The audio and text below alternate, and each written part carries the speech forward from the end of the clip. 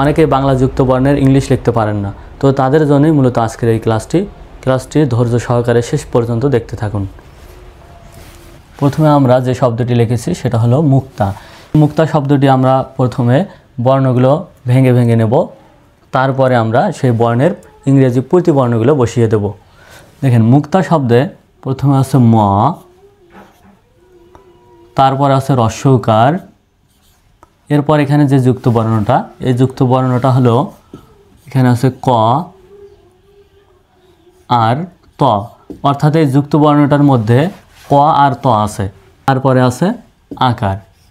তো চলুন এই শব্দটি এখন আমরা ইংলিশ প্রতিবর্ণ বা প্রতি লেটারগুলো বসিয়ে দেই।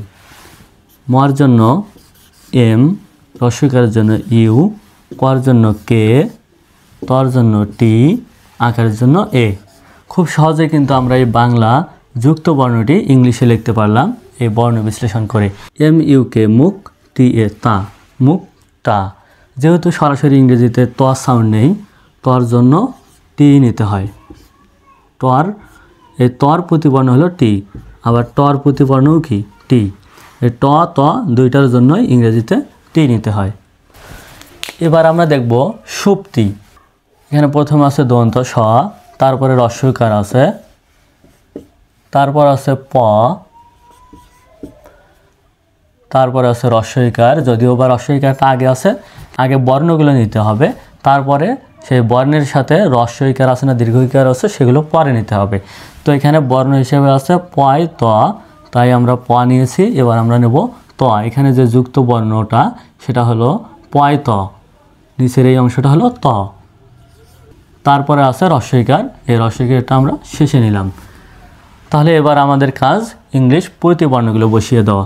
দন্ত স্বর জন্য এস, হ্রস্বকারের জন্য ইউ, পর জন্য পি, এই তর জন্য টি, হ্রস্বকারের জন্য আই। তাহলে S U P Supti I T, Supti. খুব সহজেই কিন্তু হয়ে গেল সুপ্তি। এবার দেখুন লজ্জা। প্রথমে আছে ল, আর এখানে যে যুক্ত বর্ণটা আছে সেটা হলো বর্গীয় জয় বর্গীয় জ, অর্থাৎ এখানে দুইটি বর্গীয় জ আছে, বর্গীয় জ বর্গীয় জ। অনেকে বর্গীয় জ বলে, সঠিক উচ্চারণ হবে বর্গীয় জ। তারপর এখানে আকার আছে, তাই লর জন্য নিতে হবে এল। এখন দেখুন এই লর জন্য এল নিলাম, বর্গীয় জর জন্য যদি এখানে আমি জে অথবা জেড নেই তাহলে দুইটা কনসোনেন্ট একখানে হয়ে যায়, তাহলে দুইটা কনসোনেন্ট কিন্তু একসাথে হয়ে গেল। ইংলিশে এভাবে দুইটা কনসোনেন্ট একসাথে নেওয়া যাবে না, মাঝখানে একটা ভাওয়েল হিসেবে ও অথবা এ নিতে হবে। তাই এখানে আমরা ভাওয়েল হিসেবে ও অথবা এ নেব, তারপরে জেড অথবা জে দেব। বর্গীয় জর জন্য জেডও দেওয়া যেতে পারে, জেও দেওয়া যেতে পারে, কোনো সমস্যা নেই। যেহেতু এটা ইংলিশ শব্দ নয়, বাংলা শব্দ, তাই আমরা এখানে জেডও দিতে পারি অথবা জেও দিতে পারি। আমরা এভাবে লিখতে পারি এল ও ডাবল জে অথবা এল ও ডাবল জেড। তারপর আকারের জন্য এ, তো লজ্জা বানানটা আমরা এল ও ডাবল জেড এ দিতে পারি, এল ও ডাবল জে এ, লজ্জা। এই দুইটি সঠিক, যেহেতু এটা বাংলা শব্দ তাই এই বানানটা ফিক্স নয় যে এটাই লিখতে হবে বা এটাই লিখতে হবে, এরকম কোনো বাধ্যবাধকতা নেই। কিন্তু ইংলিশ শব্দগুলোর ক্ষেত্রে বাধ্যবাধকতা আছে, অর্থাৎ যেটা যেরকম সেভাবেই লিখতে হয়, মন মতো লিখলে হয় না। এরপরে দেখুন ক্লান্তি। প্রথমে আছে ক, তারপরে নিচে আছে ল, অর্থাৎ এখানে যে যুক্ত বর্ণ সেটা হলো কয় ল। তারপরে এখানে আকার, তারপরে এখানে দন্ত ন, আর এখানে ত, অর্থাৎ এখানে যে যুক্ত বর্ণটা সেটা হলো দন্ত নয় ত। তারপরে হ্রস্বইকার, আমরা এর আগেও বলেছি যে হ্রস্বইকার দীর্ঘইকারগুলো বর্ণের শেষে নিতে হবে। কর জন্য কে, লর জন্য এল, আকারের জন্য এ। যেহেতু এটা যুক্ত বর্ণ কয় ল একসাথে হচ্ছে, যদিও বা এখানে দুটি কনসোনেন্ট, কিন্তু এখানে একসাথে এটা নিতে হবে কয় ল, যেহেতু যুক্ত বর্ণ কয় ল তাই আমরা এটা যুক্তভাবে নিলাম। যুক্ত বর্ণগুলো এভাবে পাশাপাশি লেখা যাবে। যুক্ত বর্ণের ক্ষেত্রে দুইটা কনসোনেন্ট এভাবে পাশাপাশি লেখা যাবে। কয় ল এ ক্লা উচ্চারণ হবে, কয় ল এ ক্লা। দন্ত নর জন্য এন, তর জন্য টি, এ রস্বইকারের জন্য আই, KLAN ক্লান, TIT ক্লান্তি।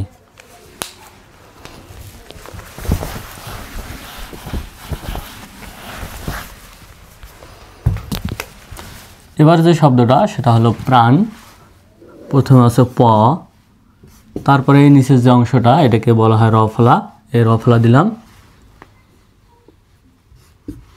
তারপরে হলো আকার, তারপরে হলো এটা মূর্ধন্য হবে, তারপর হলো মূর্ধন্য প্রাণ।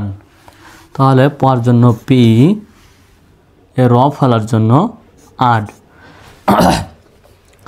তো বাংলাতে কিন্তু অনেকগুলো র সাউন্ড আছে, যেমন বয় বিন্দু র, ডয় বিন্দু র, ঢয় বিন্দু র, এ র ফলা, রেফ, এই সবগুলো বাংলা প্রতিবর্ণের জন্য, এ র প্রতিবর্ণের জন্য ইংলিশে শুধু একটাই লেটার, সেটা হলো আর দিতে হবে।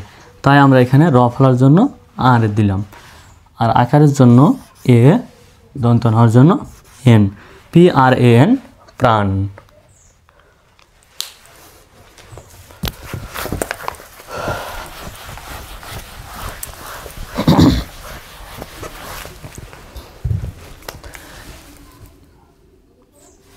এবার যে যুক্ত বর্ণটা, এবার এই শব্দটি দেখি। প্রথমে আছে ট, তারপর আছে একার, তারপর আছে কয় ক, অর্থাৎ এখানে যুক্ত বর্ণটা কি কয় ক, তারপরে আছে আকার। তাহলে চলুন ইংলিশ প্রতিবর্ণগুলো বসিয়ে দেই। টর জন্য টি, একারের জন্য ই, এই কর জন্য কে, আবার ক আছে তাই আবার একটা কে দেব, আর এই আকারের জন্য এ। তাহলে TE কে টেক, KA কা, টেক্কা। তো এইভাবে অন্য অন্য প্রতিবর্ণগুলো আপনারা লিখতে পারবেন। আর আমি যে প্রতিবর্ণগুলো বসিয়ে দিলাম এগুলো আমার শিটে উল্লেখ আছে। শিটটা যদি কেউ নিতে চান তাহলে স্ক্রিনে দেওয়া নাম্বারে যোগাযোগ করবেন। শিটটা নিতে চাইলে স্ক্রিনে দেওয়া নাম্বারে যোগাযোগ করবেন, সেখানে বিস্তারিত আরও লেখা আছে। ইংরেজি রিডিং শেখার বিভিন্ন নিয়মকানুনগুলো দেওয়া আছে। ইংরেজি রিডিং ও বানান শেখার জন্য এটি খুবই আপনার হেল্প করবে। এই শিটটা আগে শিখতে হবে, এটি হচ্ছে ভিত্তি। যদি ভিত্তি ভালো না হয় তাহলে কিন্তু অবকাঠামো টেকসই হবে না। আপনারা প্রথমে হচ্ছে এই শিটটি শিখবেন, এই শিটটি যখন শেখা শেষ হয়ে যাবে তখন যে কোনো বই ইংরেজি রিডিং প্র্যাকটিস করবেন। যত বেশি প্র্যাকটিস করবেন তত বেশি আপনার দক্ষতা বৃদ্ধি পাবে।